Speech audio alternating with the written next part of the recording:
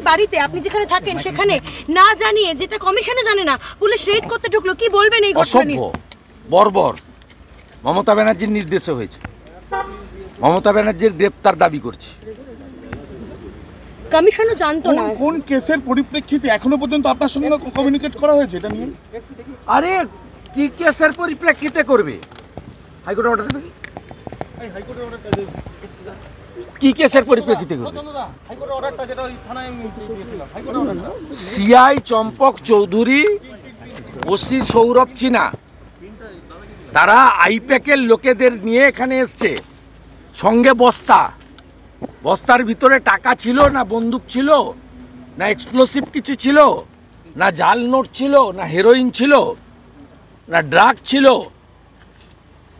এখানে ঢোকাতো এরা একটা কেয়ারটেকার ছিল। আমি কেশপুরে, তারপরে ঘাটাল এসে পাঁশকুড়া রোড শো ছিল, আমার ঘাটালে সভা করতে দেয়নি, আমি ছুটে এখানে এসেছিলাম, তার আগে পালিয়েছে এরা। উঠে সোজা আমি উপরতলায় বেডরুমে থাকি, এটা রেন্টাল হাউস, আমি ভাড়াতে এখানে থাকি। 2020 সালে বিজেপিতে জয়েন করার পরে সরকারি গেস্ট হাউসে উঠি না, আমি এইখানেই কার্যত থাকি, লাঞ্চ ডিনার করি, বা কলকাতা থাকলে কলকাতায়, নইলে এখানে। আমি কাঁথিতে সপ্তাহে একদিনের বেশি কাঁথিতে থাকি না। সরাসরি উপরে কাউকে না বলে বেডরুমের মধ্যে ঢুকেছে একজন পাবলিক রিপ্রেজেন্টেটিভ। আমি রাজ্যের বিরোধী দলনেতা। আপনি এদের সাহসটা কোথায় গেছে দেখুন। জাস্টিস রাজাশেখর মান্তার অর্ডার দেখুন 22 সালে আমার নন্দীগ্রাম অফিসে ভারতীয় জনতা পার্টির একজন নেতাকে গ্রেপ্তার করার জন্য উইদাউট সার্চ ওয়ারেন্ট ঢুকেছিল। আমার সিসিটিভি ফুটেজ দিয়ে আমি কলকাতা হাইকোর্টে গেছিলাম। কলকাতা হাইকোর্ট এই জাজমেন্টের পরে বলেছিল যে আপনি এইভাবে without search warrant, without videography আপনি করতে পারেন না। এবং সেখানে তৎকালীন এজি মাননীয় গোপাল মুখার্জি, তিনি on behalf of state government undertaking দিয়েছিলেন যে আমরা হাইকোর্টের লিভ ছাড়া শুভেন্দু অধিকারীর কোথাও কোনো রেসিডেন্স বা অফিসে, পার্সোনাল অফিসে আমরা তল্লাশি করব না। This is the order of the honourable high court. আপনি ভাবতে পারেন জুডিশিয়ারিকে মানে না, হায়ার জুডিশিয়ারিকে। আমাদের জেলা সভাপতি তাপসী মণ্ডল পুলিশ অবজারভারের সঙ্গে মিট করেছেন। কলকাতা ল্যান্ড করার সাথে সাথে মাননীয় স্বরাষ্ট্রমন্ত্রী, আমার নেতা, আমার অভিভাবক অমিত শাহজি ফোন করেছেন, তাকে যেভাবে হোক কেউ জানিয়েছে, এবং তিনি অত্যন্ত উদ্বিগ্ন। একটু আগেও ভারতীয় জনতা পার্টির যিনি ইলেকশন কমিশন দেখেন, ওম পাঠকজি, তিনি আমাকে ফোন করলেন। অমিত শাহজির ইনস্ট্রাকশন তারা পেয়েছেন, এবং আমার পার্টি ভারতীয় জনতা পার্টি ন্যাশনাল লেভেলে এটা টেক আপ করেছে। আগামীকাল অমিত শাহ আসছেন এই জেলাতেই, তার সভা রয়েছে, কর্মসূচি রয়েছে। কিছু না, এখানে এই বস্তা থেকে 20-30 লাখ টাকা দেখাতো, বা দুটো ভাঙা বন্দুক দেখাতো, দিয়ে বলতো শুভেন্দু অধিকারী বন্দুক জড়ো করছে, 25 তারিখে ভোট লুট করবে বলে। অথবা বলতো যে 30 লাখ ছবি তুলে ভাইপোর কাছে, ভাইপোর পিয়ে চিটিংবাজ চোর সুমিত রায়ের কাছে পাঠাতো এখানকার এসপি সৌম্যদীপ ভট্টাচার্য, চিটিংবাজগুলো দিয়ে সঙ্গে সঙ্গে আপনাদের চ্যানেলে, আপনাদের চ্যানেলগুলোতে আগে পাঠিয়ে দেওয়া হতো, যেভাবে মাননীয় আমাদের পার্টির প্রোগ্রামের অর্থ দেখিয়েছে। অ্যাকচুয়ালি তো কিছু করতে পারবে না, খালি হাতে গেছে এখান থেকে। আমার সব ঘর সার্চ করেছে, বেডরুম সার্চ করেছে, বাথরুম সার্চ করেছে। কোন রাজ্যে আছি না, কোন দেশে আছে? ভূভারতে কোথাও হয় না। I am law abide people. Search warrant থাকলে ওয়েলকাম, ভিডিওগ্রাফি থাকবে। আর এখন তো ইসিআই রিপ্রেজেন্টেটিভ রাখতে হবে তল্লাশিতে। ইফ নেসেসারি কোনো টাকা পাওয়া গেলে আইটিকে ডাকতে হবে। কোনো প্রসিডিওর মেনটেন করেনি। এর উত্তর 25 তারিখ আর 1 জুন বাংলার জনগণ দেবে। আমি রোড শোতে ছিলাম, সবার ফোন ধরতে পারিনি, ক্ষমা প্রার্থী। আমি ঘাটালের, আমার 10,000 লোক জমা হয়েছিল ক্ষীরপাইতে, তাদের কাছে ক্ষমা প্রার্থী। মমতা ব্যানার্জির জন্য আমি আপনাদের মিটিংয়ে অ্যাড্রেস করতে পারিনি, কিন্তু আমি 4 কিলোমিটার রোড শো এক্ষুনি করে এসেছি। আমি ছাড়নেবেলা পার্টি না, মমতা ব্যানার্জিকে প্রাক্তন না করা পর্যন্ত আমি ঘুমাবো না। কন্ডেম অফ কোর্টের কি না, আমি তো কালকে প্যান পিটিশন করছি, ক্যান পিটিশন। কন্টেম্প কোর্ট তো নয়, ক্যান পিটিশন। আমি রিট করব। রাজ্যের মুখ্য সচিব, স্বরাষ্ট্র সচিবকে যেতে হবে, ডিজিপিকে যেতে হবে। আমি তো ছাড়বো না। আমার নেতা টেক আপ করেছেন, আমার পার্টি টেক আপ করেছে, আমার সঙ্গে আমার অভিভাবক স্বরাষ্ট্রমন্ত্রী, যাকে দেখে আমি ভারতীয় জনতা পার্টিতে যুক্ত হয়েছি, তিনি একাধিকবার খোঁজ নিয়েছেন, আমার সঙ্গে কথা বলেছেন। আর বাকিটা তো আমি করব। আমার লয়াররাও এখানে চলে এসেছে, কেস ড্রাফট করছেন, সব লয়াররাও হাইকোর্ট থেকে এখানে চলে এসছে। আমরা কাল পরশুর মধ্যেই লিভ নেব, হাইকোর্টে যাব। এর আগে কোনোদিনও বিরোধী দলনেতাদের বাড়িতে এইভাবে তল্লাশি ভোটের যখন না ঘটতে পারে, আপনার বাড়িও যেতে পারে। আপনার এবিপি আনন্দের রিপোর্টার প্রকাশ সিনহার বাড়িতেও গেছিল, সন্টু পানকেও ভিডিও ক্যামেরা সহ তুলে নিয়ে গেছিল। নোটিশ ছিল, পদ্ধতি আছে। এই রাজ্যে আপনারাও আক্রান্ত, শুধু আমি একা নই, ইউটিউবাররা আক্রান্ত। কে আক্রান্ত নয় আপনি বলুন? তবে থ্যাংক টু মমতা ব্যানার্জি এবং তার 99.5 ভাইপো মেদিনীপুরের লোককে ইউনাইটেড করে দিল। মেদিনীপুরের লোক শুভেন্দু অধিকারীকে তার আত্মীয় ভাবে, দলমত নির্বিশেষে ফোন পাচ্ছি, ছি করছে লোক। পুলিশ কোনো ব্যাখ্যা দিল যে কি কারণে তারা দেখাই করেনি। আমি যখন এখানে আমার কেয়ারটেকারের ফোনে বলি প্লিজ ওয়েট, আমি ঘাটাল প্রোগ্রামে যাচ্ছি না, আমি আসছি আপনাদের কাছে,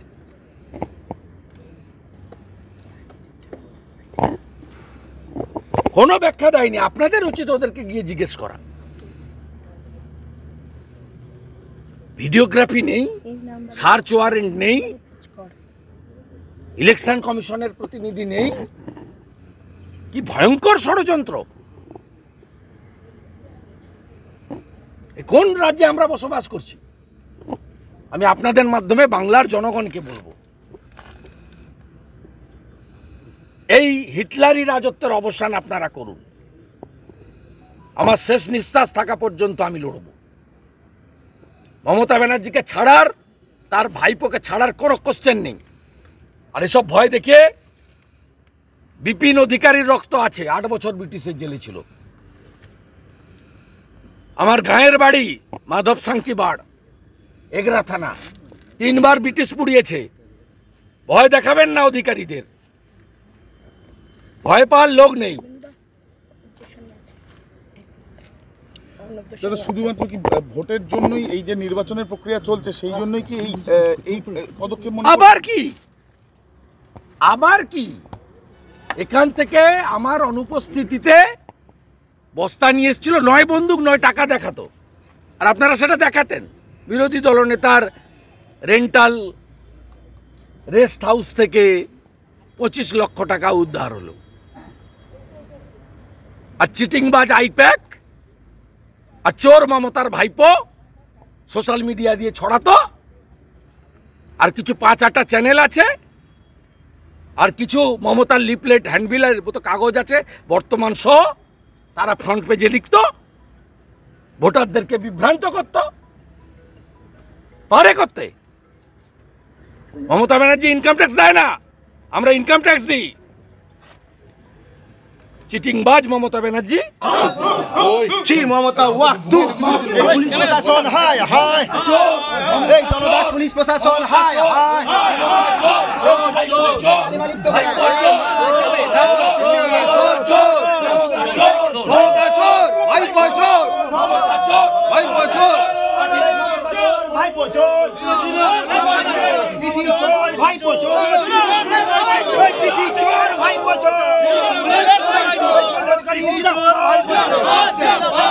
খেলো মাছ, খেলো মাছ, খেলো মাছ, খেলো মাছ, খেলো মাছ।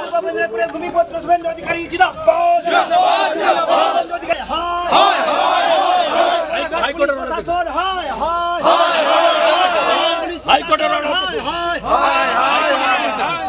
হাইকোর্টের অর্ডার দেখুন, সুপ্রিম কোর্ট ঘুরে এসছে, দেখুন হাইকোর্টের অর্ডার দেখুন, দেখুন সাহস দেখুন, এদের দেখুন মমতার সাহস দেখুন, চোর মমতার। বেশি চোর ভাইপো চোর, তৃণমূলের সবাই চোর, সবাই চোর। এই চোর মমতা ওয়াক্তু, এই চোর মমতা ওয়াক্তু, এই চোর মমতা ওয়াক্তু। নন্দীগ্রামে একটা মেছেদাতে, তারপরে আমি অনেক পথ জার্নি করে কেশপুরে গেছি। সেখান থেকে আমার খড়ারে ঘাটালের একটি সভা ছিল। আমি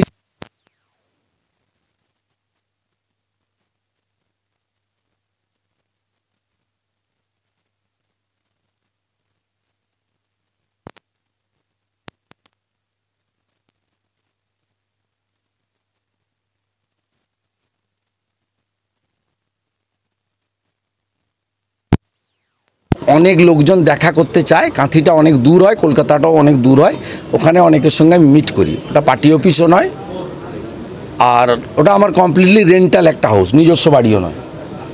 তা আমার ওখান থেকে যে কেয়ারটেকার ছেলেটি আছে বলল, স্যার কিছু সিভিল ড্রেসে আইপ্যাকের ছেলে আর সিআই ওসি কোলাঘাটের, তারা তমলুকের সিআই কোলাঘাটের ওসি, তারা কাউকে না বলে এখানে ঢুকেছে এবং আপনার বেডরুমে ঢুকে গেছে। বেডরুমে ঢুকে গেছে। আমি তখন বললাম যে আপনি যে অফিসার আছে তাকে ফোন দিন। প্রথমে ফোন ধরতে চাইনি, পরে কোলাঘাটের ওসি সৌরভ চিনা ফোন ধরলো। আমি বললাম দেখুন আমার পৌঁছানো পর্যন্ত ওয়েট করতে হবে, কারণ মহামান্য হাইকোর্টে আমি অনেক লড়াই করেছি। আমার বাড়ির সামনে অসভ্যতামি হয়েছে, আমার বাবা মা, বয়স্ক বাবা মাকে প্রতিনিয়ত উত্ত্যক্ত করা হয়েছে ভাইপোর নির্দেশে, এবং আমাকে বহুবার আক্রমণ করা হয়েছে গত 3 বছর মমতা ব্যানার্জিকে, যেহেতু আমি হারিয়েছি নন্দীগ্রামে। আমাকে হাইকোর্টের মহামান্য বিচারপতি রাজাশেখর মান্তা, সেটা তিনি একটা অনেকগুলি প্রোটেকশানের মধ্যে একটা প্রোটেকশান দিয়েছেন, এবং রাজ্য সরকারের পক্ষে দিদেন যিনি এজি ছিলেন মিস্টার মুখার্জি, তারও on behalf of state government commitment ছিল যে শুভেন্দু অধিকারীর প্রিমিসেস সার্চ করতে গেলে হাইকোর্ট থেকে লিভ নেবে অথবা হাইকোর্টের অনুমোদন নিয়ে করবে। এটা হয়েছিল এই কারণে, মেঘনাথ পালকে গ্রেপ্তার করতে গিয়ে নন্দীগ্রামে আমার যে রেন্টাল রেস্টরুম কাম অফিস আছে নন্দনায়ক বাড়ে, সেটা সার্চ করতে গিয়েছিল ওরা। তারপরে আমি হাইকোর্টে যাই যে তাহলে এইভাবে বিব্রত করবে, এবং সার্চ ওয়ারেন্ট ছাড়া, ভিডিওগ্রাফি ছাড়া, আপনারা মিডিয়া ছাড়া বা আমার উপস্থিতি বা আমার অনুমোদিত লোকের উপস্থিতি ছাড়া আপনি সার্চ করতে পারেন? আপনি যদি দুটো ভাঙা বন্দুক রেখে দেন, আপনি যদি কিছু টাকা সেখানে রেখে দেন, আপনি যদি জাল নোট, হেরোইন, ড্রাগের কিছু বেআইনি জিনিস রেখে দেন, তার দায়িত্ব কে নেবে?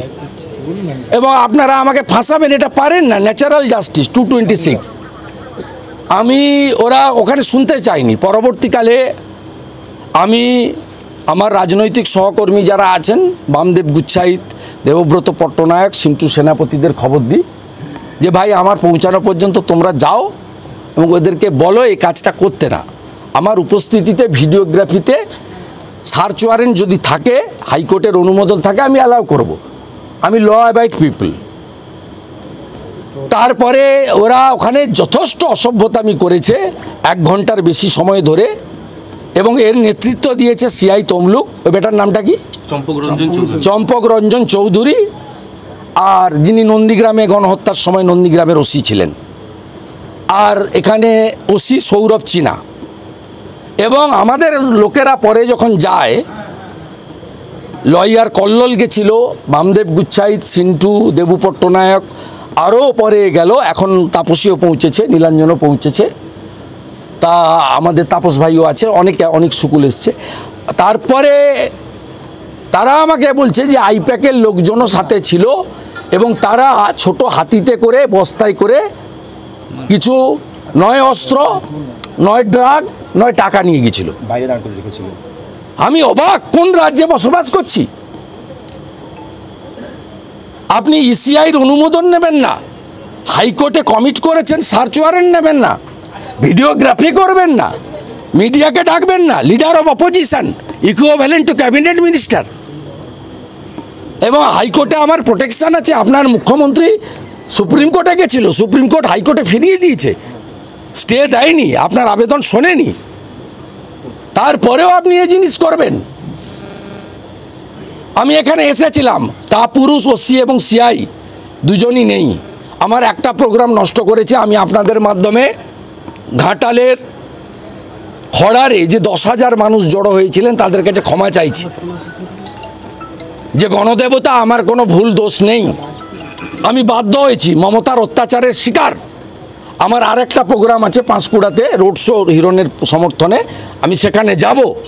আমি আপনাদের মাধ্যমে এই রাজ্যের জনগণকে বলছি, কোথায় নিয়ে গেছে ইলেকশন কমিশন? কেন সৌরভ চিনা এবং সিআই তমলুককে সাসপেন্ড করবে না? আমি ইলেকশন কমিশনে কমপ্লেন করছি, আমার ভিডিও সিসিটিভি ভিডিও, যে আমি ট্রান্সফার চাইছি না, সাসপেনশন চাইছি, ইমিডিয়েটলি সাসপেন্ড করতে হবে। এবং যদি এসপির নির্দেশে থাকে, এসপিকেও এখানে সাসপেন্ড করতে হবে বা ট্রান্সফার করতে হবে। এর পিছনে কে আছে আমি জানতে চাই। আর আগামীকাল আমার লয়ার হাইকোর্টে একটি ক্যান অ্যাপ্লিকেশন করছেন, যেহেতু এই কাজটা তারা এখানে করেছে। আইনি পথে আমি লড়ব। আর গোটা বাংলার জনগণকে আমি বলছি, কোন রাজত্বে আছেন দেখুন। যখন ভাইপোর বাড়িতে ভাইপোকে বা কাউকে ডেকেছে, ওদের সিবিআই ইডি নোটিশ করে ডেকেছে,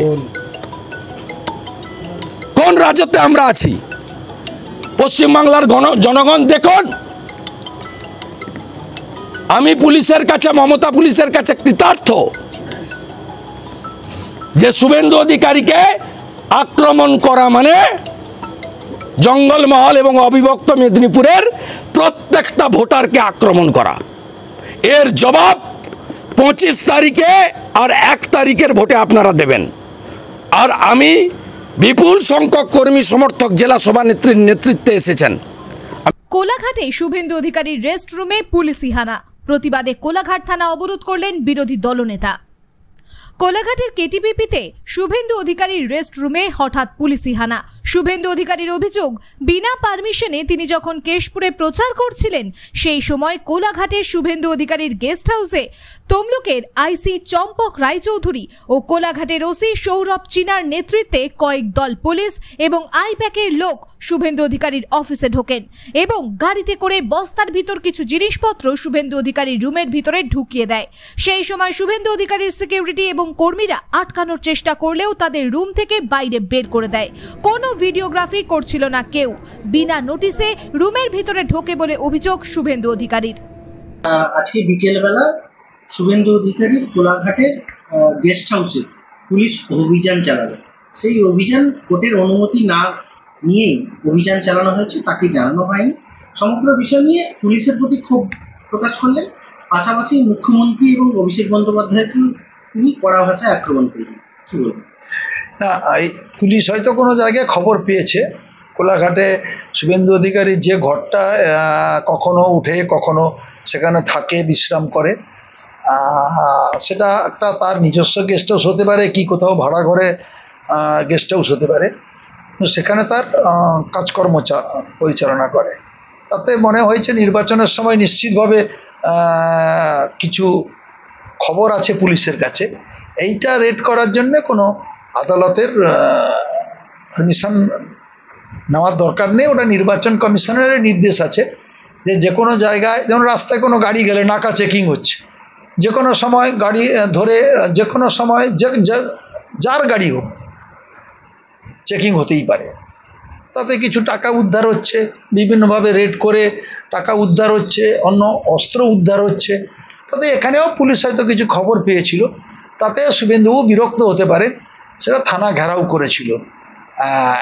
এমনি করেই বিভিন্নভাবে নির্বাচন কমিশনকে দিয়ে ডিএম এসপি পুলিশ অফিসারকে পরিবর্তন করে দেওয়া হচ্ছে, চেঞ্জ করে দেওয়া হচ্ছে সঙ্গে সঙ্গে। তবে এটা রেড করাটা কোনো অন্যায় নয় এবং থানা ঘেরাও করে একটা রাজনৈতিক চমক দেওয়ার চেষ্টা করছে শুভেন্দু অধিকারী এবং অশান্তি করবার চেষ্টা করছে কোলাঘাট বিধানসভায়। আমরা মনে করি যে এতে শুভেন্দু অধিকারী কোনো রাজনৈতিক কোনো লাভ হবে বলে আমি মনে করি না। আগামীকাল আইনি পদক্ষেপ নেওয়ার হুঁশিয়ারি দিয়েছেন, পাশাপাশি আজকে রাত্রের মধ্যেই সমগ্র বিষয়টা বুঝে নেওয়ার কড়া হুঁশিয়ারি দেন। না, এটা তো এর আগেই সবসময় তিনি যেখানেই মিটিং করতে যান সেখানে পুলিশ প্রশাসনকে আক্রমণ করছে। পটাশপুরে গেছেন, পটাশপুরে ওসিকে গাল দিয়েছেন। রামনগরে গেছেন, রামনগরে থানার অফিসারকে গাল দিচ্ছেন। এখন যদি সমস্ত থানার অফিসার যদি বিজেপির কথা মতন চলতেই হয় তাহলে আর থানা রাখার কি দরকার? তাহলে সব থানাগুলোই বিজেপির পার্টি অফিস হোক। তাই শুভেন্দু অধিকারী কথা মতন সব পুলিশ প্রশাসন চলবে এটা তো মনে করার কারণ নেই। তাই আজকে তিনি হুমকি দিচ্ছেন, বদলি করে দেওয়ার কথা বলছেন, হাইকোর্টে যাওয়ার কথা বলছেন। যেতেই পারেন, হাইকোর্টে যেতেই পারেন, বদলি করেই দিতে পারেন, কিন্তু তার মানে এই নয় যে সব পুলিশ প্রশাসনকে নির্বাচনের সময় তার কথা মতনই প্রশাসন চলতে হবে, বিজেপির কথা মতো চলতে হবে। তাই তিনি হুমকি দিচ্ছেন।